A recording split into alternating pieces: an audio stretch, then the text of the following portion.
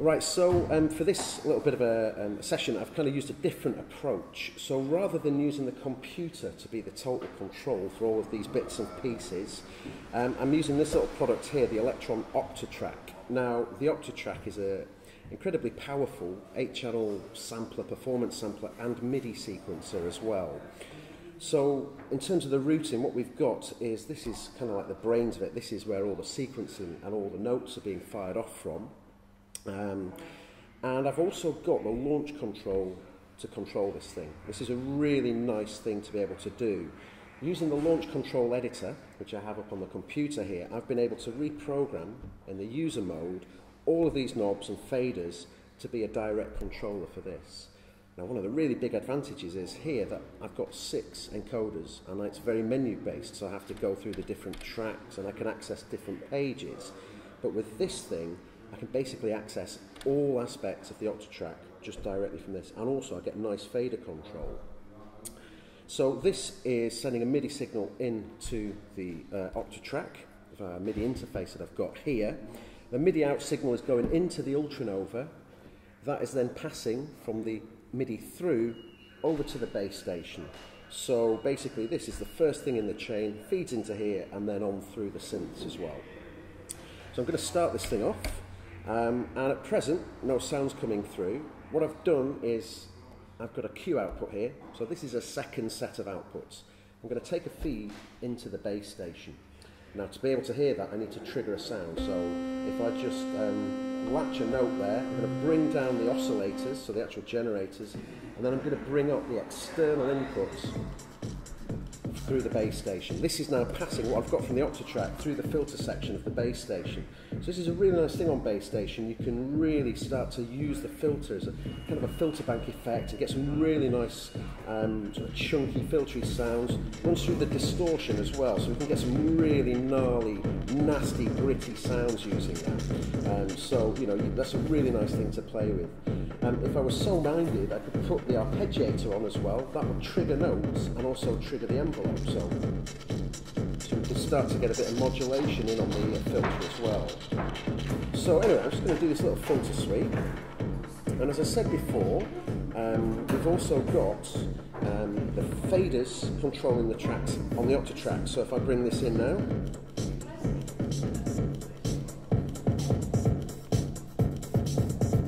and then what we can do is just bring the external input out, just take that filtered sound out. So now we've got control over the Octatrack. So at the top here, I have things like, for example, here I've got a filter, and if I just use this control here, this is on the master channel of the Octatrack. So this is affecting everything. So we've got this nice filter sound going on there. And this knob is actually controlling the delay control, but I've set this up to actually be a bit more of a repeater, so I can just get a little phrase in there and then just repeat it by quickly just turning that knob, and then it's just going to hold that. So the next thing is I'm going to bring in the UltraNova. UltraNova is set onto a MIDI channel, so if I go to my MIDI section here, you can see all of these are muted. Now the top row of buttons I've set to my audio channels for muting, the bottom row for my MIDI channels. So I'm going to just fire off the UltraNova on channel 7, which I've got a nice MIDI sequence loaded in there, so in the right moment. Let's get a bit more volume on the UltraNova.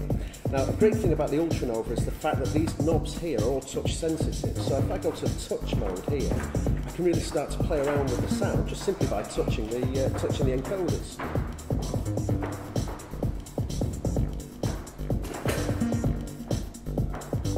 So it's just a really nice way of being able to just mess around with the sound, just get something nice going. Right, now I'm going to go back to the base station and bring in the next part, and this is on a different preset.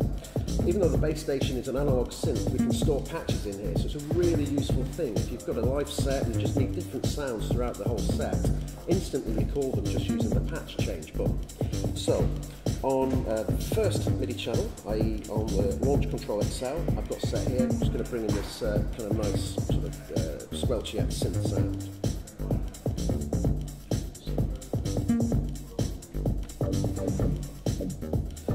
And of course, with the base station, the really cool thing about this is just all the controls on the top panel, so you can just play around with it to your heart's content with this stuff and just really get some nice kind of feel for what you're doing.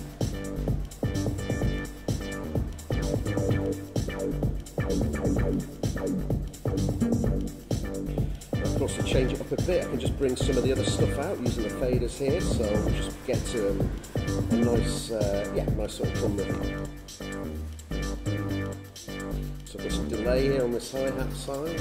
Start to play with the filter again.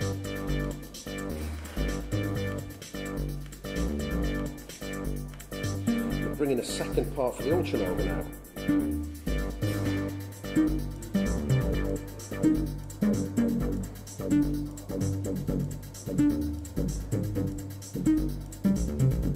Bring out the bass station at this point, and then I've also got another bass station part here on number 3. So these are all set to a certain MIDI channel which is feeding bass station. These are all set to another MIDI channel which is feeding UltraNova. So the nice thing is, just by muting and unmuting parts, I can basically get a nice bit of variation, a bit like clips if you like in Ableton, that sort of thing. So I'll take out the original UltraNova bass station. And then I'm going to bring in, another part on, bass station now.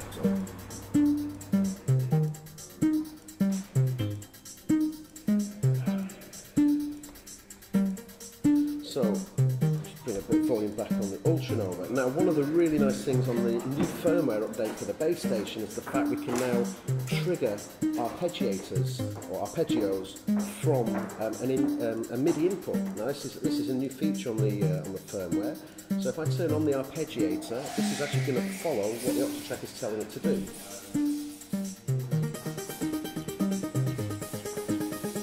So yeah, it's nice. And again, I can play around with the different rhythms.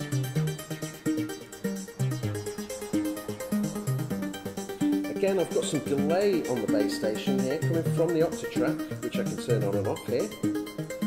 So again, nice way of just changing the sound, playing around with the sound. And then when we're ready, we can bring in the other stuff.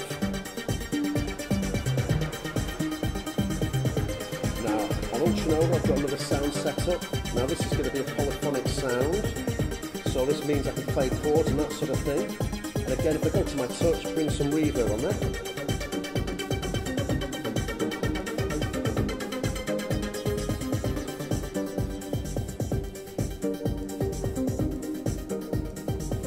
Okay, so bring this, bring out this bass station part, and now I'm going to change pattern on the Octatrack. Just hold the pattern button down, choose the patch.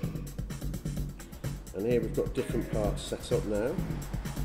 And on the bass station channel, I've got really quite an interesting thing that I've done. So I'm going to bring in this part.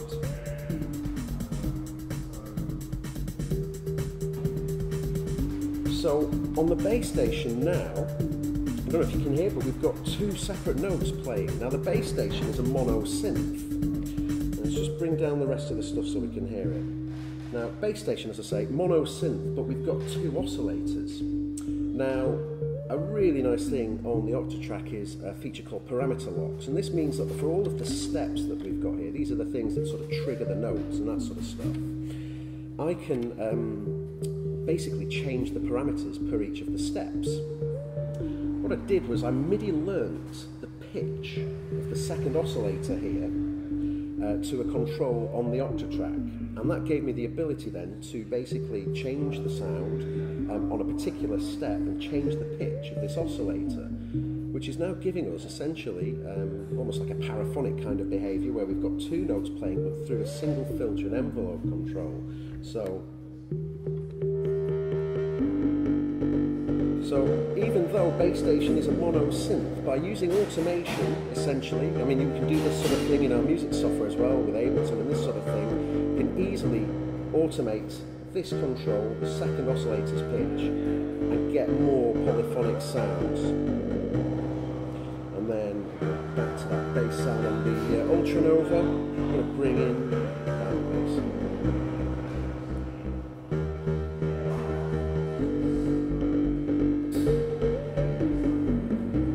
When we're ready for it, we can bring in all the rest of the stuff as well and just have a bit of a play out.